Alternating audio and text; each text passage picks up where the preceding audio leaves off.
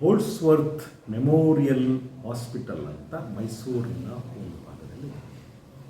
ಇದು ಬಹಳ ತಳಮಟ್ಟದ ಜನ, ಅಂದರೆ ಕೊಳಚೆಗೇರಿಯ ಜನ, ಸಂಖ್ಯಾತರು ಹೆಚ್ಚಿರುವಂಥ ಜನ, ಮುಸ್ಲಿಂ ಬಾಂಧವರಾಗ್ಬೋದು ಅಥವಾ ಕ್ರಿಶ್ಚಿಯನ್ಸ್ ಆಗ್ಬೋದು, ಕೊಳಚೆಗೇರಿಯಲ್ಲಿರುವಂಥವರು, ಇವರೆಲ್ಲರೂ ಕೂಡ ಇರುವಂಥ ಸ್ಥಳದಲ್ಲಿ ಸ್ಥಾಪನೆಯಾಗಿರುವಂತಹ ಒಂದು ಆಸ್ಪತ್ರೆ. ಅದಕ್ಕೆ ಮಹಾರಾಜರು ತೋರಿದಂತಹ ಅರುಣ್ಯ ಮತ್ತು ಅವರ ಒಂದು ಕಮಿಟ್ಮೆಂಟ್ ಏನಿದೆ, ಬದ್ಧತೆ ಏನಿದೆ, ಅಪಾರವಾದ. ಅಂದರೆ ಮಂಡಿ ಮೊಹಲದಲ್ಲಿರೋ ಮಿಷನ್ ಹಾಸ್ಪಿಟ್ಲ್ ಅಂತಾರಲ್ಲ, ಅದ್ರ ಬಗ್ಗೆ ಮಾತಾಡ್ತೀರಾ? ಎಕ್ಸಾಕ್ಟ್ಲಿ. ಮಂಡಿ ಮೊಹಲದಲ್ಲಿ ಮಿಷನ್ ಆಸ್ಪತ್ರೆ ಅಂತ ಇದೆ. ಇದು ಮೈಸೂರಿನವ್ರಿಗೆ ಯಾರಿಗೂ ಗೊತ್ತಿಲ್ಲ ಅಂತ ಹೇಳೋಂಗಿಲ್ಲ. ಯಾಕೆ ಅಂತಂದರೆ KR ಹಾಸ್ಪಿಟಲ್ಗೆ ಒಂದು ಸಮವಾಗಿ, ಅಂದರೆ ಯಾವುದೇ ರೀತಿಯಾದ ಒಂದು ಹೊರೆಯನ್ನು ರೋಗಿಗಳ ಮೇಲೆ ಹೊರಿಸ್ತದೆ. ಹೆಚ್ಚು ಕ್ವಾಲಿಟೇಟಿವ್ ಆದಂತಹ ಗುಣಮಟ್ಟದ ಸೇವೆಯನ್ನು ಕೊಡ್ತಾ ಇದ್ದಂಥ ಆಸ್ಪತ್ರೆಗಳು ಯಾವುದಾದ್ರು ಇತ್ತು ಅಂತಂದರೆ ಒಂದು ಸಂದರ್ಭದಲ್ಲಿ ಹೋಲ್ಡ್ಸ್ವರ್ತ್ ಮೆಮೋರಿಯಲ್ ಹಾಸ್ಪಿಟಲ್, ಮಿಷನ್ ಹಾಸ್ಪಿಟಲ್, ಮಂಡಿ ಮೊಹಲ.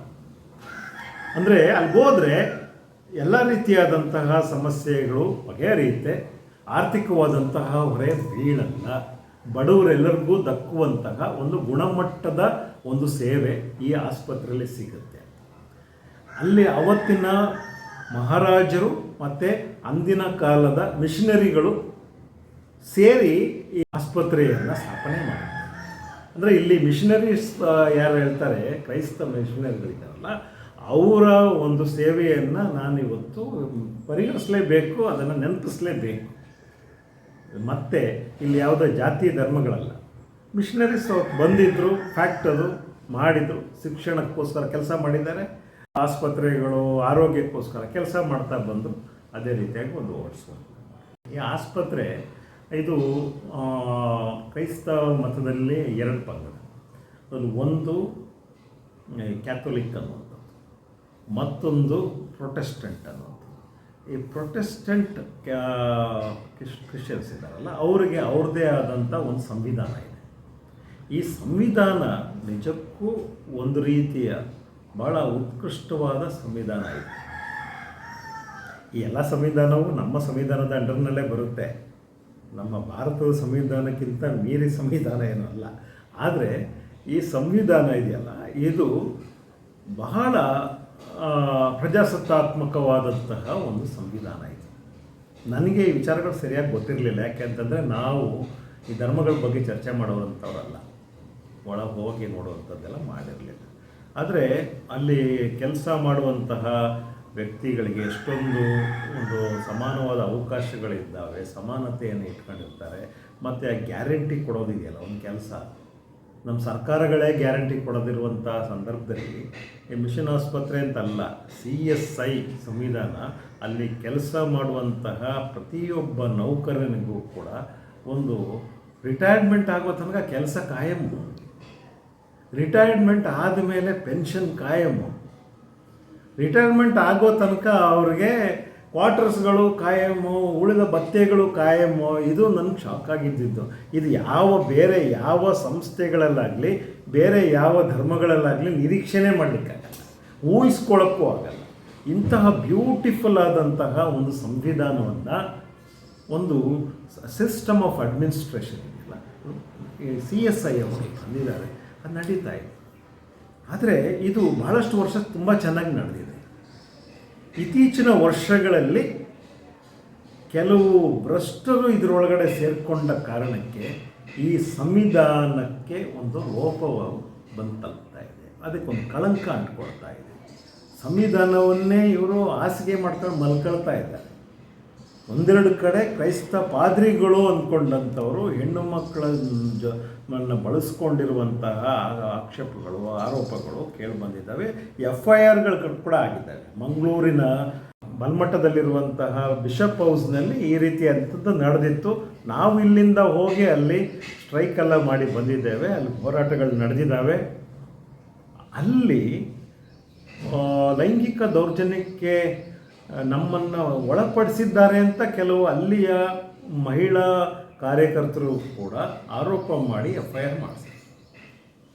ಅದು 2 ವರ್ಷ 3 ವರ್ಷಗಳೇ ಆಯ್ತು. ಇವಾಗ ಎಲ್ಲ ಕಡೆಯೂ ನಾವು ನೋಡ್ತಾ ಬಂದ್ವಿ. ಹಾಸನ ಇರಬೇಕು, ಮಂಡ್ಯ ಇರಬೇಕು, ಅಥವಾ ಮಂಡ್ಯ ಇರ್ಬೋದು, ಅಥವಾ ಮಂಗಳೂರು ಇರ್ಬೋದು, ಮೈಸೂರು ಇರ್ಬೋದು, ಇಲ್ಲೆಲ್ಲ ಕಡೆಯಲ್ಲೂ ಕೂಡ ಈ ಕೆಲವು ಭ್ರಷ್ಟ ನಿರ್ದೇಶಕರ ಹಾವಳಿಯಿಂದಾಗಿ ಹೆಣ್ಣು ಮಕ್ಕಳು ಮೊದಲ ಹಂತದಲ್ಲಿ ಇವರ ತೊಂದರೆಗಳಿಗೆ ಸಿಕ್ಕಾಕೊಳ್ತಾ ಇದ್ದಾರೆ. ಇವರೇ ಮೊದಲು they are vulnerable. They are prone to be exploited. ಯಾವುದೋ ಒಂದು ರೀತಿಯಲ್ಲಿ ಅವರು ತೊಂದರೆಗೆ ಸಿಕ್ಕಾಕೊಳ್ತಾ ಇದ್ದಾರೆ. ಮಂಗಳೂರದ್ದು ಹಾಗೆ ಆಯಿತು. ಅದು FIR ಆಗಿದೆ, ಅಲ್ಲೆಲ್ಲ ಸ್ಟ್ರೈಕ್ ಆಗಿದೆ. ಅಲ್ಲಿಯ DC ಅವರು ಅದಕ್ಕೆ ಒಂದು ಸ್ವಲ್ಪ ಇನಿಷಿಯೇಟಿವ್ಸ್ ಎಲ್ಲ ತಗೊಂಡಿದ್ರು, ಮೀಟಿಂಗ್ಸ್ ಎಲ್ಲ ಮಾಡಿದರು, ಕೇಸ್ ನಡೀತಾ ಇದೆ. ಇಲ್ಲಿ ನಮ್ಮ ಮೈಸೂರಿನ ಮಿಷನ್ ಆಸ್ಪತ್ರೆ ಕತೆ ಕಳೆದ ಒಂದು 3-4 ತಿಂಗಳಿನಿಂದ ಎಲ್ಲ ಕಾರ್ಯಕರ್ತರು, ನೌಕರರೆಲ್ಲ ಬೀದಿಗೆ ಬಿದ್ದಿದೆ. ನಮಗೆ ನ್ಯಾಯ ಬೇಕು ಅಂತ ಆಸ್ಪತ್ರೆ ಮುಂದೆ ಗೋಳಾಡ್ತಿದ್ದಾರೆ. ಇದು ಆಸ್ಪತ್ರೆಗೆ ಶ್ರೇಯಸ್ಸಲ್ಲ, ಧರ್ಮಕ್ಕೆ ಶ್ರೇಯಸ್ಸಲ್ಲ, ಮೈಸೂರಿಗೆ ಶ್ರೇಯಸ್ಸಲ್ವೇ ಅಲ್ಲ. ಇದು ಖಂಡಿತವಾಗಲೂ ಸರ್ಕಾರ ಮುಂದಾಳತ್ವವನ್ನು ವಹಿಸಬೇಕಾಗಿದೆ. ಬಿಟ್ಟರೆ ಎಲ್ಲವನ್ನ ಇವರು ಮಾರ್ಕೊಂಡು ನುಂಗಿ ತಿನ್ಕೊಳ್ತಾರೆ. ಇದು ನಮ್ಮದು ಅಂತ ಅವ್ರು ಕ್ಲೇಮ್ ಮಾಡ್ತಾ ಇದ್ದಾರೆ. ಅಂದರೆ ಆ ಮೆಷಿನರೀಸ್ ಹಿಡಿತದಲ್ಲಿ ಇರುವಂಥ ಹಾಸ್ಪಿಟ್ಲನ್ನು ಖಾಸಗೀಕರಣ ಮಾಡೋಕ್ಕೆ ಹುನ್ನಾರ ನಡೆದಿದೆಯಾ? ಹಾಗೆ ಆಗ್ತಾ ಇದೆ. ಮಿಷನರೀಸ್, ನಿಜವಾದ ಮಿಷನರೀಸ್ ಇವತ್ತು ಇಲ್ಲದಂಗೆ ಆಗ್ಬಿಟ್ಟಿದ್ದಾರೆ. ಇವತ್ತು ಅವತ್ತಿನ ಮಿಷನರೀಸ್ಗೂ ಈಗ ಬರ್ತಿರುವಂಥ ಮಿಷನರೀಸ್ಗೂ ಹೋಲಿಸ್ಲಿಕ್ಕೆ ಸಾಧ್ಯ ಇಲ್ಲ. ಇವರೆಲ್ಲ ಏನಾಗ್ಬಿಟ್ಟಿದ್ದಾರೆ ಅಂತಂದರೆ, ಇವರು ಇಟ್ಟಿಗೆಗಿಷ್ಟು, ಸಿಮೆಂಟಿಗಿಷ್ಟು, ಕಾಂಕ್ರೀಟಿಗಿಷ್ಟು, ಸೈಟಿಗಿಷ್ಟು ಅಂತ ಮಾತಾಡುವಂಥ ಮಿಷನರೀಸ್ ಆಗ್ಬಿಟ್ಟಿದ್ದಾರೆ. ತಗೊಂಡೋಗಿ ಇವರೇ ಆಸ್ತಿ ಮಾಡುವಂಥವ್ರು ಸುಮಾರು ಜನ ಆಗಿದ್ದಾರೆ. ನಾನು ಆರೋಪಗಳನ್ನ ಮಾಡ್ತಿಲ್ಲ, ಇರೋ ಫ್ಯಾಕ್ಟ್ಗಳನ್ನ ಹೇಳ್ತಾ ಇದ್ದೀನಿ. ಮೈಸೂರಿನಲ್ಲಿ ಬಹಳಷ್ಟು ಆಯಕಟ್ಟಿನ ಜಾಗದಲ್ಲಿ ಮಿಷನರೀಸಿಗೆ ಸೇರಿದಂತಹ CSIಗೆ ಸೇರಿರುವಂತಹ ಆಸ್ತಿ ಪಾಸ್ತಿಗಳಿದ್ದಾವಲ್ಲ, ಅವು ಎಲ್ಲವನ್ನೂ ಕೂಡ ಯಾವುದೂ ಮಾರಾಟ ಮಾಡೋಂಗಿಲ್ಲ. ಆದರೆ ಅವುಗಳನ್ನು ನೀವು ಭೋಗ್ಯಕ್ಕೆ ಕೊಡಬಾರ್ದು ಅಂತೇನಿಲ್ಲ. ಇವ್ರೇನು ಮಾಡ್ತಾರೆ, 90 ವರ್ಷಕ್ಕೆ 98 ವರ್ಷ ಭೋಗ್ಯಕ್ಕೆ ಕೊಟ್ಬಿಡ್ತಾರೆ. ಯಾಕೆ ಹೇಳ್ತಾರೆ ಹೇಳಿ? 90 ವರ್ಷ ತನಕ ಯಾರು ಬದುಕಿರ್ತಾರೆ, ಯಾರಿಗೆ ಗೊತ್ತಾಗುತ್ತೆ? ಅದರಲ್ಲಿ ಎಷ್ಟೋ ಅವ್ಯವಹಾರಗಳು ನಡೀತಾ ಇದ್ದಾವೆ.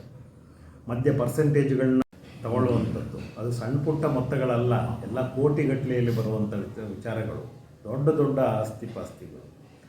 ಇದು ಇಂಥ ಅನಿಷ್ಟಗಳು ಒಂದು ಧರ್ಮದ ಒಳಗೆ, ಒಂದು ಒಳ್ಳೆಯ ಸಂಸ್ಥೆ ಒಳಗಡೆ ನುಸುಳುಕೊಂಡು ಮಿಷನ್ ಆಸ್ಪತ್ರೆ ಇವತ್ತು ಶಿಥಿಲಾವಸ್ಥೆಗೆ ಬಂದು ನಿಂತಿದೆ. ಅಲ್ಲಿ ಅಡ್ಮಿನಿಸ್ಟ್ರೇಷನ್ ಇಲ್ಲ, ಈಗ ಒಳ್ಳೆಯ ಅಧಿಕಾರಿಗಳಿಲ್ಲ. ಈಗ ಫಾರ್ ಎಕ್ಸಾಂಪಲ್ ಹಾಸನದಲ್ಲಿ ಇನ್ನೊಂದು ಆಸ್ಪತ್ರೆ, ಇದೇ ಥರದ ಇನ್ನೊಂದು ಆಸ್ಪತ್ರೆಯಲ್ಲಿ ಕೆಲಸ ಮಾಡ್ತಿದ್ದಂಥ ಚಂದ್ರಬಾಬು ಅಂತ ಹೇಳುವಂಥ ಒಬ್ಬ ವ್ಯಕ್ತಿ ಮತ್ತು ಆತನ ಹೆಂಡತಿ ರೂತ್ ಮಾಣಿಕ್ಯ, ಇಬ್ಬರೂ ಕೂಡ ಪರ್ಮನೆಂಟ್ ಎಂಪ್ಲಾಯೀಸ್. ಅಲ್ಲಿಯ ಒಬ್ಬ ಅಧಿಕಾರಿ ಇವರಿಬ್ಬರನ್ನ ಒಂದು ದಿವಸದಲ್ಲೇ ರಿಮೂವ್ ಮಾಡಿಬಿಟ್ಟ. ಹಂಗೆ ಮಾಡ್ಲಿಕ್ಕೆ ಬರೋದಿಲ್ಲ. CSI ಕಾನ್ಸ್ಟಿಟ್ಯೂಷನ್ ಪ್ರಕಾರ ಆ ರೀತಿ ತೆಗೆದಾಕ್ಲಿಕ್ಕೆ ಬರೋದೇ ಇಲ್ಲ. ಬಲವಾದ ಕಾರಣಗಳಿಲ್ಲದೆ ಮಾಡ್ಲಿಕ್ಕೆ ಬರೋದೇ ಇಲ್ಲ.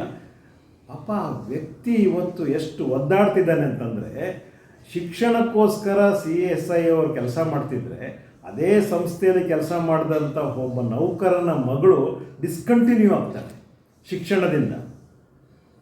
ಇವನು ಹೊಟ್ಟೆಪಾಡಿಗೋಸ್ಕರ, ಮಕ್ಕಳನ್ನು ಸಲುವಲಿಕ್ಕೋಸ್ಕರ ಝೊಮ್ಯಾಟೊ ಏನೋ ಅಂತಾರಲ್ಲ, ಅದರಲ್ಲಿ ಆತ ಮೊದಲೇ ವಿಕಲಾಂಗಚೇತನ ಇದ್ದಾನೆ. ಒಂದು ಬೈಕನ್ನು ಓಡಿಸ್ಕೊಂಡು ಇವತ್ತು ಮನೆಗೆ ಅನ್ನ ವಿತರಣೆ ಮಾಡುವಂಥ ಫುಡ್ ಡೆಲಿವರಿ ಬಾಯ್ ಅಂತಾರಲ್ಲ, ಆ ಕೆಲಸ ಆತನಿಗೆ 40,000 ರೂಪಾಯಿ ಸಂಬಳ ಇತ್ತು. ಇವತ್ತು 400 ರೂಪಾಯಿ ಗಳಿಸಲಿಕ್ಕೆ ಒದ್ದಾಡ್ತಿದ್ದಾರೆ. ಇಂತಹ ಒಂದು ವ್ಯವಸ್ಥೆಯನ್ನು ಈ ನಿರ್ದೇಶಕರೆಲ್ಲರೂ ಸೇರಿ ಕಟ್ಟಿದ್ದಾರೆ. ಹಾಗೆ ಭಾಳಷ್ಟು ಜನ ಮಿಷನ್ ಆಸ್ಪತ್ರೆಯಲ್ಲಿ ನರಳುತ್ತಾ ಇದ್ದಾರೆ. ಅದರಲ್ಲೂ ಹೆಣ್ಣು ಮಕ್ಕಳು, ಮಹಿಳೆಯರಾಗಿರೋದ್ರಿಂದ ಹೆಚ್ಚು ಮಾತಾಡ್ತಾ ಇದೆ. ಈ ನರಕವನ್ನು ಸೃಷ್ಟಿ ಮಾಡಿದಂತಹ ಈ ನಿರ್ದೇಶಕರುಗಳನ್ನ ಮೊದಲು ಕ್ರಿಮಿನಲ್ ಕೇಸ್ ಹಾಕಿ ಒಳಗಡೆ ಹಾಕಬೇಕು. ಇವ್ರು ಏನೇನು ಮಾಡಿದ್ದಾರೆ ಅನ್ನೋದನ್ನು ಆ ಕಮ್ಯುನಿಟಿಯವರಾದರೂ ಕೇಳಬೇಕಲ್ಲ. ನಾವು ಒಳ್ಳೆಯವರು ಅಂದ್ಕೊಂಡು ಕೂತ್ಕೊಂಡ್ರೆ ಧರ್ಮವನ್ನು ಉಳಿಸೋರು ಯಾರು?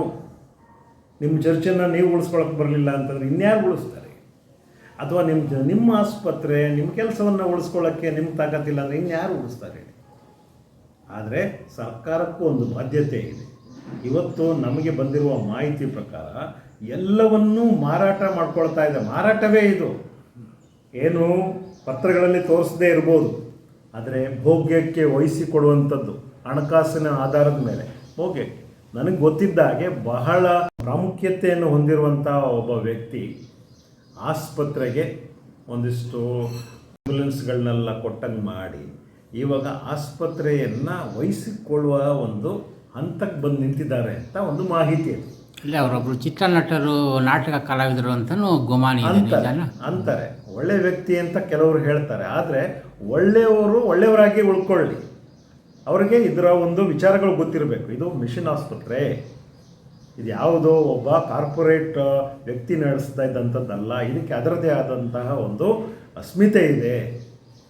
ಅದು ಈಗ ಫಾರ್ ಎಕ್ಸಾಂಪಲ್ ಒಡನಾಡಿ ಅಂತ ಒಳ್ಳೆ ಸಂಸ್ಥೆ, ನಾವು ಯಾವುದೋ ಆಶಯ ಇಟ್ಕೊಂಡು ನಡೆಸ್ತಾ ಇದ್ದೀವಿ. ಒಂದು ಚಿಕ್ಕಾಸನ್ನು ಕೂಡ ಇಲ್ಲಿ ಬರುವಂತಹ ಸಂತ್ರಸ್ತರ ಕಡೆಯಿಂದ ನಾವು ಬಯಸೋದಿಲ್ಲ. ಇದು ನಮ್ಮ ರೂಲ್ಸ್. ಇದು ಬಂದವ್ರಿಗೆ ಊಟ ಕೊಡ್ತೇವೆ, ಕಾಫಿ ಕೊಡ್ತೇವೆ, ಮಲ್ಕೊಳ್ಳೋಕ್ಕೆ ಆಶ್ರಯ ಕೊಡ್ತೇವೆ. ಅವ್ರ ಕೇಸನ್ನು ತಲೆ ಮೇಲೆ ಇಟ್ಕೊಂಡು ನಾವು ಹೋರಾಟ ಮಾಡ್ತಾ ಇರ್ತೇವೆ, ಸಂಭ್ರಮಿಸ್ತೇವೆ. ಇದನ್ನು ಯಾರೋ ದುಡ್ಡಿದ್ದವನು ಬಿಲ್ಗೇಟ್ಸ್ ಬಂದ್ಬಿಟ್ಟು ನಾನು ಹಂಗೆ ಮಾಡ್ತೀನಿ ಹಿಂಗೆ ಮಾಡ್ತೀನಿ ಅಂತ ತಗೊಂಡ್ರೆ ಅವನೇನು ಮಾಡ್ತಾನೆ? ಲಾಭ ಮಾಡುವ ಕೆಲಸ ಮಾಡ್ಬೋದು, ಆಶಯಗಳು ಚಿತ್ರಣ ಆಗ್ತದೆ, ವೆರಿ ಫೌಂಡೇಶನ್ನು ಶೇಕ್ ಆಗೋಗ್ತದೆ. ಹಣಕಾಸಿದ್ದವರಿಗೆ ನಾನು ಕೊಡುವಂತಹ ಒಂದು ವಾರ್ನಿಂಗ್ ಇದು. ಮಿಷನ್ ಆಸ್ಪತ್ರೆಗಳನ್ನು ಬೈ ಮಾಡಬೇಡಿ. ನೀವು ಕೊಡದಿದ್ರೂ ಆಸ್ಪತ್ರೆ ನಡ್ಕೊಂಡು ಹೋಗಲಿ, ಅದು ಅವ್ರದ್ದೇ ಆದಂತಹ ರೀತಿಯಲ್ಲಿ ನಡ್ಕೊಂಡು ಹೋಗಿ.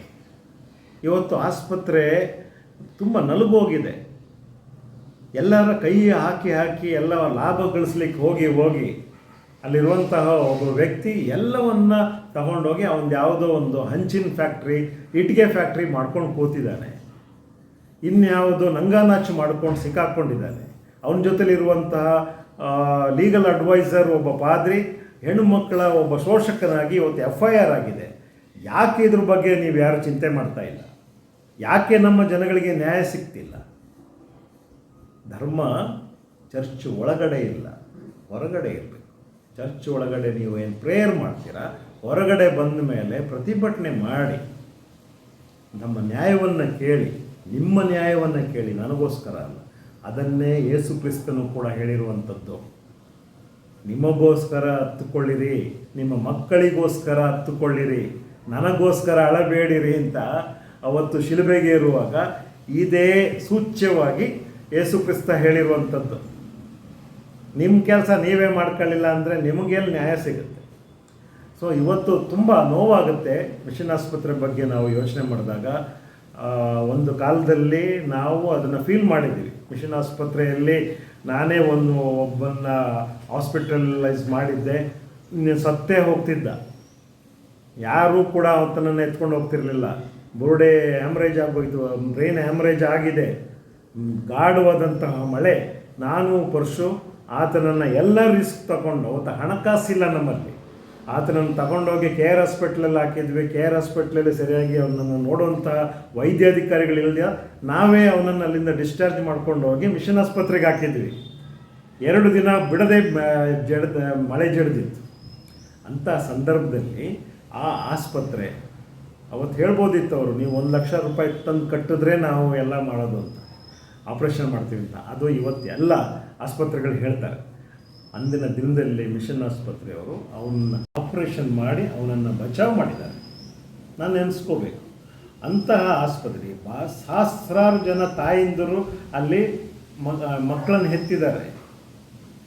ಯಾರು ಅಲ್ಲಿ ಸುತ್ತಮುತ್ತಲಿನ ಸ್ಲಮ್ನಲ್ಲಿರುವಂಥ ತಾಯಿಂದರು, ಅಲ್ಲಿರುವಂತಹ ನಮ್ಮ ಮುಸ್ಲಿಂ ಬಾಂಧವರು ತಾಯಿಂದರು, ಅಲ್ಲಿರುವಂತಹ ಬಡ ಜನರು ಯಾರಾದರೂ ಆಗಲಿ, ಗೌಳಿಗರಾಗಲಿ, SC/ST ಆಗಲಿ, ಅಥವಾ ಹಣಕಾಸು ಇಲ್ಲದಿರುವಂಥ ಮನುಷ್ಯರು ಯಾರೇ ಯಾವುದೇ ಧರ್ಮಕ್ಕೆ ಸೇರಲಿ, ಎಲ್ಲರೂ ಕೂಡ ಒಳ್ಳೆಯ ಸರ್ವಿಸ್ಗೋಸ್ಕರ, ಒಳ್ಳೆಯ ಸೇವೆಗೋಸ್ಕರ ಮಿಷನ್ ಆಸ್ಪತ್ರೆಯನ್ನು ನೆನೆಸ್ಕೊತಾ ಇದ್ರು.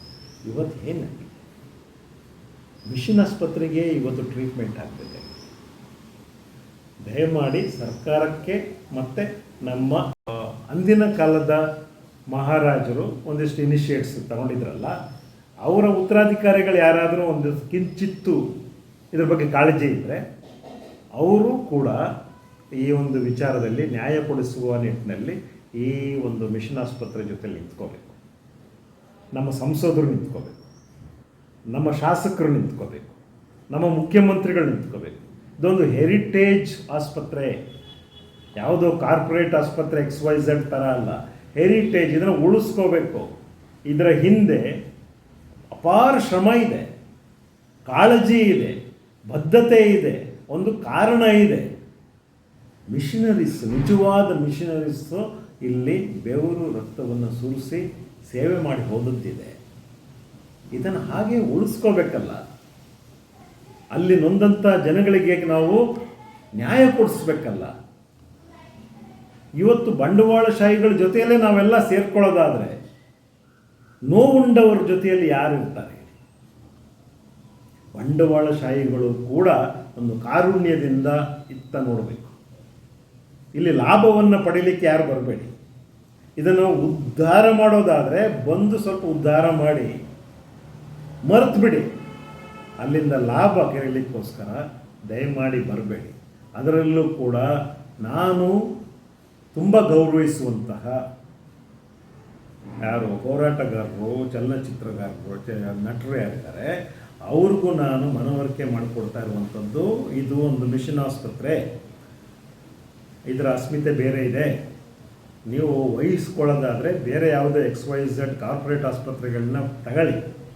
ಹೇಗೆ ಕೊಲಂಬಿಯಾ ಅಂತ ಇದ್ದಿದ್ದು ಮಣಿಪಾಲ್ ಅಂತ ಆಯಿತೋ ಆ ಥರ ಬೇರೆ ಯಾವುದಾದ್ರು ಆಸ್ಪತ್ರೆಗಳಾಗಲಿ, ಅದು ಲೀಗಲ್ ಆಗಿ ನಡೀಲಿ. ಅವೆಲ್ಲ ಮಿಷನ್ ಆಸ್ಪತ್ರೆ, KR ಆಸ್ಪತ್ರೆ ಇವೆಲ್ಲ ನೀವು ಕೈ ಹಾಕ್ಬಿಟ್ರೆ ಹೇಗೆ? ಬಡವರು ಎಲ್ಲಿಗೆ ಹೋಗ್ಬೇಕು ಸ್ವಾಮಿ? ದುಡ್ಡಿದೆ ಅಂತೇಳಿ ಏನೇನೋ ಮಾಡೋಕ್ಕೆ ಹೋಗ್ಬೇಡಿ. ಸಾಧ್ಯವಾದರೆ ಇನ್ನೊಂದು ಮಿಷನ್ ಆಸ್ಪತ್ರೆನೂ ಹುಟ್ಟಾಕಿ, ಇರುವ ಮಿಷನ್ ಆಸ್ಪತ್ರೆ ಕೈ ಹಾಕಿ.